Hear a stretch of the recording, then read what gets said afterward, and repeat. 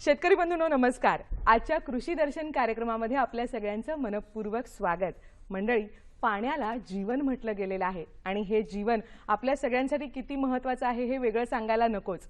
आज आपण आपल्या कार्यक्रमात अशा एका व्यक्तीला आमंत्रित केलेलं आहे ज्यांनी आपल्या गावातले उपलब्ध जलस्रोत वापरून गावातल्या पाण्याचा प्रश्न सोडवण्याचा प्रयत्न केलेला आहे। स्वागत करूया श्रीयुत महेंद्र लक्ष्मण ठाकूर यांचं। सर नमस्कार, कार्यक्रमात तुमचं मनपूर्वक स्वागत। मंडळी, ठाकूर साहेब पेण इथल्या रायगड जिल्ह्यातल्या बोरजे गावचे सरपंच आहेत। सर्वप्रथम आपला परिचय द्या आणि आपल्या गावाबद्दल देखील सर्वांना सांगा। माझं नाव महेंद्र लक्ष्मण ठाकूर, पेशाने मी सिव्हिल इंजिनियर आहे। कन्स्ट्रक्शनमध्ये माझा व्यवसाय आहे कन्स्ट्रक्शनचा। ज्यावेळेला मी 8 महिन्यापूर्वी सरपंच पदाचा पदभार स्वीकारला त्यावेळेला आमचा जो भाग आहे खारीपाट विभाग आहे त्याच्यामध्ये काही मूलभूत समस्या आहेत की ज्या सुटणं गरजेचे आहेत। त्याच्यामध्ये महत्त्वाचं जे पिण्याच्या प्रश्नाच्या संदर्भातला प्रश्न आहे। बरोबर, त्या प्रश्नाकडे आपण वळूच या, पण तुमच्या गावाची एकूण भौगोलिक परिस्थिती कशी आहे त्याबद्दल सुद्धा सांगा। ॲक्च्युली आमच्या गावाला एक 6.5 एकरचा तलाव आहे। त्याच्या भोवती 3 अशी मंदिर आहेत। सुसज्ज असं सुंदर असं ऐतिहासिक पार्श्वभूमी असलेलं गाव आहे। गावाची लोकसंख्या ही 1250 आहे आणि बरेचसे म्हणजे बाकी समृद्धी आहे गावामध्ये, पण हे जे पिण्याच्या प्रश्न जो पाण्याची जी मुबलकता पाहिजे ती कमी असल्यामुळं त्याच्यावरती काम होणं गरजेचं आहे। म्हणून आम्ही पिण्याच्या पाण्याच्या संदर्भातले काही प्रश्न सोडवता येईल असं विचार करून हे जलशुद्धीकरण प्रकल्प राबवण्याचा विचार केला। गावामध्ये मोठा तलाव आहे असं तुम्ही म्हणालात, तर त्या तलावाबद्दल आम्हाला जाणून घ्यायला आवडेल। हा जो आपण नकाशा बघतो त्याच्यामध्ये आमच्या तलावातलं क्षेत्र दाखवले।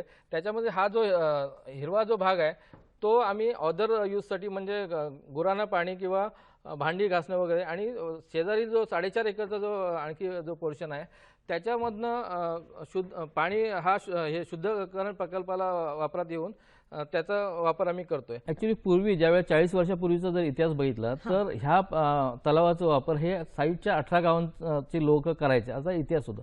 पण ज्यावेळेला हेटवण्याच्या शहापाडा पाणीपुरवठा योजना कार्यान्वित झाली नंतर ही जी आपली जी लोकल जी काही साधनं होती तलाव किंवा विहिरी वगैरे यांच्याकडे लोकांचं बघण्याचं दृष्टिकोन बघणं कमी केल्यामुळे ती तलाव दूषित झाली। बरोबर, म्हणजे जास्त करून धरणाच्या पाण्यावरच अवलंबून राहण्याची एकूणच पद्धत रूढ होत गेली आणि आहेत ते स्रोत दुर्लक्षित झाले असं आपण म्हणू शकतो। त्याच्याकडे तुमचं लक्ष जेव्हा गेलं तर त्यामागे काही म्हणजे तुम्ही काही लोकांची चर्चा केली किंवा त्याची सुरुवात नेमकी कशी झाली?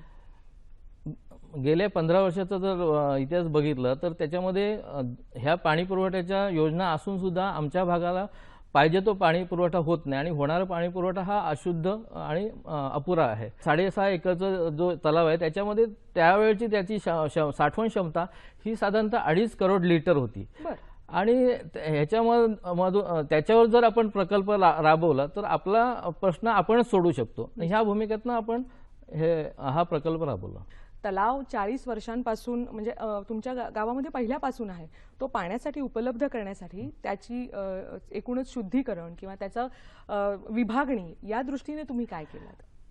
हे ज्यावेळेला प्रकल्प राबवला त्याच्यानंतर मग बरेचशा शासकीय अधिकाऱ्यांनी आमच्या ह्या प्रकल्पाला ज्यावेळेला भेटी दिल्या त्याच्यामध्ये आमचे कोकण आयुक्त जे तानाजी सत्रे साहेब त्यांनी ज्यावेळेला हा प्रकल्प बघितला त्यावेळेला त्यांना ह्या प्रकल्पाची निश्चितच त्यांनी कौतुक केलं आणि त्यांनी काही आम्हाला सूचना केल्या की ह्या तलावाचं जर आणखी खोलीकरण केलं आणि त्याच्या स्वच्छतेच्या बाबतीत काही योजना आखल्या तर आणखीन शेजारच्या गावांना सुद्धा त्याचं आपण पुरवठा करू शकतो।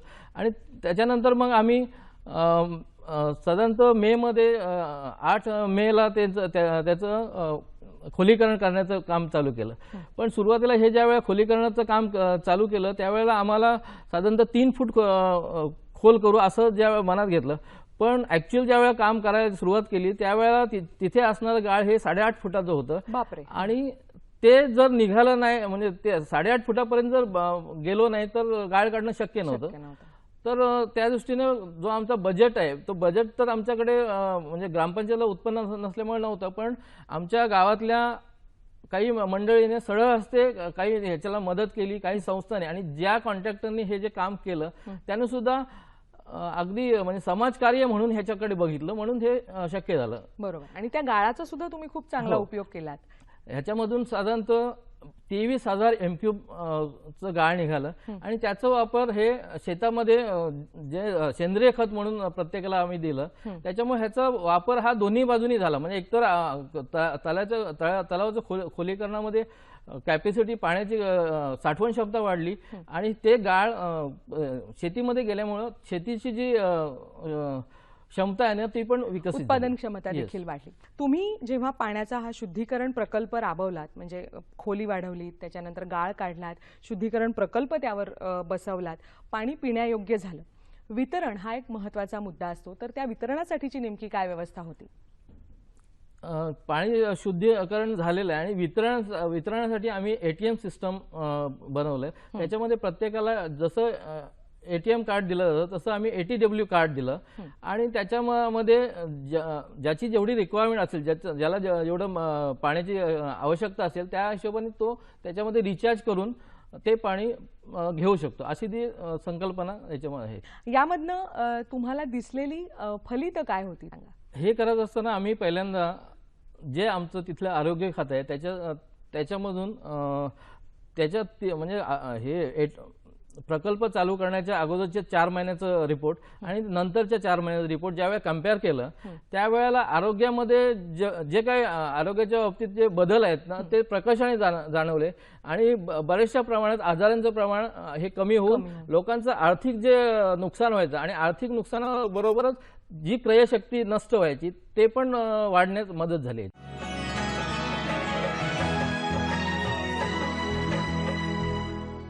भविष्यामध्ये देखील तसेच टिकून राहावेत त्यासाठी तुम्ही मेंटेनन्स हा जो एक प्रकार असतो तर त्याच्यासाठी तुम्ही काय तरतुदी केलेल्या आहेत? जे काय 20 लिटरचं जे आम्ही कॅन ज्यांना देतो आणि जे पैसे देतो त्याच्यामधनं आम्ही मेंटेनन्सची वगैरे जी ज्यांना BOT वरती दिलंय त्यांना 5 वर्ष ते त्यांनी सांभाळायचं आहे आणि ते सुविधा संपूर्ण ह्या मेंटेनन्सच्या बाबतीचं जे फिल्टर चेंज करणं किंवा ते सगळं ते लोक करतायत. तुम्ही तर हा सगळा प्रकल्प श्रमदानामधून राबवलेला आहे, तर तुमच्या गावकऱ्यांनी यामध्ये कसा काय सहभाग घेतला त्याबद्दल देखील आम्हाला सांगा. हे जेव्हा खोलीकरणाचं काम घेतलं ज्यावेळेला आम्हाला वाटलं ह्याचं आर्थिक समस्या तयार झाली त्यावेळेला लोकांनी कर्ज काढून आम्हाला ती योजना कंप्लीट होण्यासाठी मदत केली. त्याच्यामुळे लोकांना असं वाटतंय कुठेतरी म्हणजे चांगलं जर होणार असेल तर त्याला आपण साथ द्यायला पाहिजे किंवा ती जी गोष्ट आहे ही समाजाला पूरक अशी होणार आहे. मंडळी, बोरजे गावचे सरपंच महेंद्र ठाकूर यांनी त्यांच्या गावातल्या जलशुद्धीकरण प्रकल्पाबद्दल आपल्याला सविस्तर सांगितलेलं आहे. त्यांच्याच परिसरातल्या काही प्रतिनिधींकडून त्यांचं मनोगत ऐकूया. हा जो जलशुद्धीकरण प्रकल्प जो ठाकूर साहेबांनी त्या बोरजे गावामध्ये कार्यान्वित केलेला आहे तर खरोखर वाखाणण्यासारखा तो प्रयोग आहे. आमच्या तालुक्यामध्ये गेली 15 वर्षापासून हे पाण्याचं जे दुर्भिक्ष आहे, प्रचंड पाणीसाठा तालुक्यामध्ये असताना सुद्धा लोकांना पाण्यासाठी वणवण करावी लागते. हा एक मार्ग त्यांनी दाखवलेला आहे की ज्याच्यातून शुद्ध आणि चांगलं पाणी लोकांना मुबलक पाणी त्याच गावामध्ये त्याच आपले जे साठे असतात जे परंपरागत जे साठे आहेत त्यातूनच आपण आपल्या लोकांसाठी जर त्याचं व्यवस्थित व्यवस्थापन जर केलं तर ते पाणी आपण व्यवस्थितपणे लोकांना देऊ शकतो. आम्ही ज्यावेळेला बसतो त्यांच्यासोबत पाहतो ना आणि त्याचा सगळ्या आकडेवारी बघतो तर प्रचंड कमी खर्चामध्ये सगळं काम होतं आहे आणि हक्काचं पाणी आपण त्याला म्हणू, म्हणजे केव्हाही जाऊन आपल्याला मिळेल असं ज्याची वाट पाहायला नको. आणि तुम्हाला सांगून पटणार नाही, आपण जर आमच्या भागामध्ये आले तर त्या महिला ज्या मेहनत करतात अहो रात्र पाणी भरतात 2-2 वाजता, म्हणजे अशी दयनीय अवस्था आहे आणि त्यातून निदान बोरजे गावाला तरी आता सुटकारा मिळालेला आहे. मला वाटतं भविष्यामध्ये येणारे दिवस चांगले असतील, आणखीनही लोकांना त्याचा फायदा होऊ शकेल. महेंद्र ठाकूर जेव्हा सरपंच झाले त्यांनी अनेक प्रकारचे प्रकल्प त्या पाण्याच्या समस्येवर मात करण्यासाठी राबवले. त्यापैकी जलशुद्धीकरण प्रकल्प हा एक त्यातला भाग आहे आणि त्या जलशुद्धीकरण प्रकल्पामुळे लोकांना खूप फायदे झाले. लोकांच्या आरोग्याच्या समस्या पूर्णपणे बऱ्यापैकी कव्हर झाल्या, थांबल्या आणि त्यानंतरचा अपुरा पाणीसाठा असल्याकारणानं त्याच्यावर उपाय म्हणून त्यांनी तलावाचं खोलीकरण केलं आणि त्या खोलीकरणाच्या माध्यमातून खूप मोठा जलसाठा निर्माण झाला आणि त्या जलसाठ्यामुळे स्वतःच्या बोर्जेगावची पाण्याची समस्या तर पूर्ण दूर होईलच झालेली आहे आणि आजूबाजूच्या साधारण 4000 लोकसंख्येच्या गावांना त्याचा फायदा होईल आणि त्या पाण्याच्या योजनेमुळे लोकांच्या पाण्याच्या समस्या कायमच्या दूर जातील. आता यामध्ये पिण्याच्या पाण्याचा प्रश्न तर सुटलाच, मुबलक पाणी लोकांना पिण्यासाठी उपलब्ध झालं, पण वापरासाठीचं पाणी हा देखील एक महत्त्वाचा भाग असतो आपल्या दैनंदिनीचा. तर त्यासाठी तुम्ही वेगळी काही तरतूद केलीत का किंवा तलावामध्ये असं काही विभाजन केलं का, त्याबद्दल सांगा. हां, हे करताना तलावाचं आमचं जो क्षेत्र होतं 6.5 एकरचं, त्याच्यामध्ये आम्ही 2 पार्ट केले. 4.5 एकरमध्ये आम्ही शुद्ध पाण्याचा साठा तयार केला आणि 2 एकरमध्ये हे जे रेग्युलर यूजसाठी कपडे धुणं, गुरं वगैरे ह्याच्यासाठी पाणी उपलब्ध करून दिलं. अच्छा, पण मग त्याच्यासाठी वेगळी काही योजना होती का? हे पाणी बाबा वापरण्यासाठीचं पाणी तुम्ही या ठिकाणाहून घेऊ शकता किंवा अशी काही वेगळी त्याच्यासाठी व्यवस्था होती का? काय हे 2 पार्ट केल्यामुळे कसं झालं, फिल्ट्रेशन प्लांटवर जो येणारा ताण आहे ना तो कमी होऊन चांगल्या प्रतीचं पाणी हे आता फिल्ट्रेशन प्लांटला मिळत असल्यामुळं जे फिल्टर नेहमी जे 2 महिन्यांनी बदलतो ते आता त्याचं आयुर्मान वाढलेला. स्वच्छता हा एक गावातला अत्यंत मूलभूत प्रश्न असतो. म्हणजे जितकी सुंदर हिरवीगार गावं असतात तितकीच ती बऱ्याच अंशी त्याची दुसरी बाजू ही बकालपणा असते. तर तुमच्या या प्रकल्पामुळे त्यामध्ये सुद्धा खूप क्रांतिकारी बदल झालेले आहेत, तर त्याबद्दल आपल्या सगळ्या प्रेक्षकांना सांगा. स्वच्छतेच्या बाबतीत तर आम्ही फार म्हणजे काटेकोर हे अंमलबजावणी करण्याचा प्रयत्न आहे. म्हणजे शासनाची जी स्वच्छतेबाबतीतची जी काही मोहीम आहे त्या बाबतीत ही मोहीम ही कागदावर न राहता प्रत्येक महिन्याच्या पहिल्या रविवारी आम्ही पूर्ण गाव हे रस्त्यावर उतरून किंवा जिथे स्वच्छ परिसर आहे ते साफ करण्याचं आमचं पूर्ण म्हणजे अगदी त्याच्यामध्ये लहान मुलापासून अगदी ज्येष्ठांपर्यंत सहभाग असतो. आणि हे सगळं आम्ही जे प्रयोग राबवताना पर्टिक्युलर आम्ही आमची जी तालुका लेव्हलची एक संघटना आहे संकल्प ग्राम समृद्धी प्रतिष्ठान, त्याच्यामार्फत आम्ही ह्या बऱ्याचशा गोष्टी त्याच्यामध्ये स्वच्छतेच्या बाबतीत पण झालं. अख्खी विभागामध्ये आम्हाला आमच्या जे काही महत्त्वाचे प्रश्न आहेत ते कसे सोडवले जातील त्याच्या बाबतीत आम्ही प्रत्येक महिन्याला चर्चा करत असतो.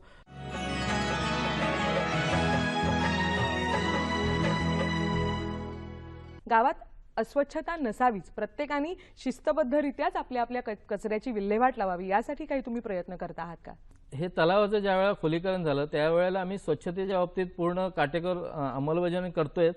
आम्ही तलावावरती आणखी वृक्षारोपणाचा कार्यक्रम हे केलं की ज्याच्यामुळं परिसर असं स्वच्छ राहील आणि आल्हाददायक वातावरण तयार होईल. आणि ह्याच्या पुढं घनकचरा व्यवस्थापन करण्याचा आमचा जो प्रकल्प आहे ज्याच्यातनं आम्ही सेंद्रिय खत असं तयार करू शकू आणि गाव पण स्वच्छ राहील आणि त्याबरोबरच त्याचं आर्थिकदृष्ट्या पण काही गावाला फायदे करता येतील, हे असे प्रकल्प राबवण्याचा आमचा मानस आहे. निश्चितच. आता यामध्ये एकूणच ही सगळी आता योजना किंवा हा प्रकल्प इतक्या सुंदर रीतीने यशस्वी करत असताना त्याची नेमकी फलितं आपल्याला जर काही सांगायची झाली की बाबा या पातळीवर आम्ही यशस्वी झालो, असं जर एक थोडक्यात सांगायचं झालं तर कसं सांगता येईल तुम्हाला? त्याची फलितं नेमकी काय होती? फलितं म्हणजे जो मिळणारं पाणी अशुद्ध मिळायचं ते आता स्वच्छ पाणी मिळायला लागलं, त्याच्यामुळे आरोग्याचे प्रश्न सुटलेत. निश्चितच. त्याचबरोबर महिलांचा जो वेळ त्याच्यामध्ये जायचं तो त्या वेळेचा वापर ते चांगल्या कामासाठी म्हणजे शेतीच्या कामासाठी किंवा आणखी आपल्या कुटुंबासाठी देऊ शकतात. त्याच्यामुळे ओव्हरऑल जर विचार केला तर त्या पाण्यामुळे बरेचसे फायदे असे झालेले आहेत. आर्थिक आणि मानसिकदृष्ट्या किंवा शारीरिकदृष्ट्या पण त्यांच्यातनं उपयोग आपल्या समाजाला झालेला आहे. निश्चितच. आणि जेव्हा गावाचं आरोग्य अशा सर्वंकष पद्धतीनं सुधारतं तेव्हा निश्चितच त्यातनं मिळणारं योगदान, देशाच्या प्रगतीमध्ये सुद्धा त्यांचं असणारं योगदान हे लक्षणीय असतंच. जाता जाता आपला हा कार्यक्रम बघणाऱ्या प्रेक्षकांना तुम्ही काय सांगाल की तुम्ही हा जो प्रकल्प राबवलात त्यातनं त्यांनी नेमकी काय शिकवण घेऊन आपल्या गावातले प्रश्न सोडवण्यासाठी त्याचा कसा उपयोग करून घेता येईल? आपला जर कोकणपट्टीचा विचार केला तर अशी ही तलावाचं खोलीकरण करून त्याचं व्यवस्थित त्याच्यावरती फिल्ट्रेशन प्लांट बसून जर हे फिल्ट्रेशन प्लांट बसवले, तर मला वाटतं आपले प्रश्न जे पिण्याच्या संदर्भातले प्रश्न आहे आपणच सोडवू शकतो. त्याच्यामुळे सरकारनी पण त्यांच्या अधिकाऱ्यामार्फत जनजागृती करून हे प्रश्न सोडवण्यासाठी मदत करणं गरजेचं आहे. शासन दरबारी याची दखल घेतली गेलेली आहे का? शासनाने ह्या संदर्भात आम्हाला काही सूचना केल्या आणि पण आर्थिकदृष्ट्या ज्यावेळेला म्हणजे आम्ही हा प्रकल्प राबवायचा हे केलं त्यावेळेला आर्थिक म्हणजे पैशासाठी जर थांबलो असतो तर हे प्रकल्प पूर्ण नसतं, कारण ते वेळ तेवढा नव्हता, कारण पावसा अगोदर फक्त 1 महिना होतं. त्याच्यामुळे आम्ही हे प्रपोजल त्यांना दिलं, पण तसं म्हणजे डायरेक्टली अजून आम्हाला शासनाने मदत केली नाही, पण भविष्यात ती मदत आम्हाला मिळेल असं आम्हाला वाटतंय. निश्चितच. आणि आपण आशा करूया की या तुमच्या प्रकल्पामुळे किंवा तुमच्या एकूणच प्रयत्नांचा अनेक लोकांना फायदा होईल आणि त्यांच्या गावातले पिण्याच्या पाण्याचे प्रश्न सुटायला निश्चितच मदत होईल. मंडळी, आपण बघितलं की ठाकूर साहेबांनी सांगितलेला एकूणच त्यांचा यशोगाथेचा हा प्रवास आणि त्यातनं तुम्ही देखील बोध घ्या आणि आपल्या गावातले जे नैसर्गिक जलस्रोत आहेत त्यांचा जास्तीत जास्त वापर करून घेऊन आपल्या गावातल्या पाण्याचं दुर्भिक्ष सोडवा आणि आपलं गाव जास्त आरोग्य संपन्न करा. साहेब, आज कार्यक्रमात सहभागी झालात, एवढी छान माहिती आमच्या सगळ्या प्रेक्षकांना दिलीत त्याबद्दल दूरदर्शनच्या वतीनं आपले मनपूर्वक आभार. धन्यवाद. थँक्यू.